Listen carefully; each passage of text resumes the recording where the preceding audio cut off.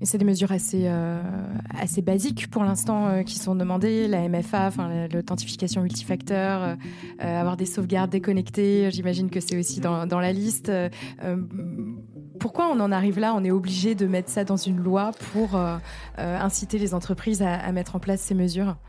On en arrive là d'une part parce que la majorité des entreprises elles faisaient le strict minimum.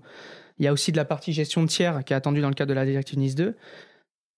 Donc c'est un gros point, puisque plus on est sécurisé, plus les attaquants ne vont pas s'attaquer à nous en frontal, mais vont s'attaquer en fait à des partenaires, à des sous-traitants.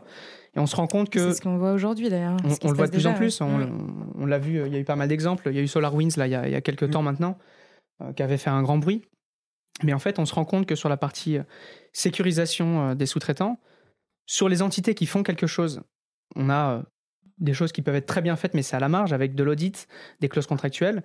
Mais en fait, on en a beaucoup qui font le minimum dans le sens où ils vont mettre des clauses contractuelles avec des exigences de sécurité minimales à mettre en œuvre, mais qui ne vont pas le contrôler derrière. Et on a certains sous-traitants qui, eux, voient le contrat arriver, ils ont l'annexe de sécurité, ils disent « Ok, c'est bon ». Mais en fait, ils vont pas aller jusqu'au bout. Je le vois pour certains clients, puisque je réalise aussi des audits de sous-traitants, que l'écart entre les mesures qu'on impose contractuellement et ce qui est vraiment en place, parfois, c'est pas juste un petit écart, c'est un gouffre. Donc, on est obligé malheureusement de passer par la contrainte pour y arriver.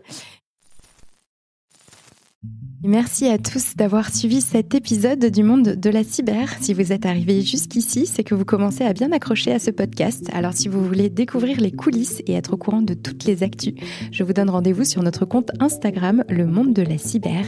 Et n'hésitez pas aussi à vous abonner au podcast et à me laisser un petit commentaire sur Spotify ou Apple Podcast. Ça m'aide beaucoup à faire grandir le projet et ça me fait super plaisir de lire tous vos petits messages.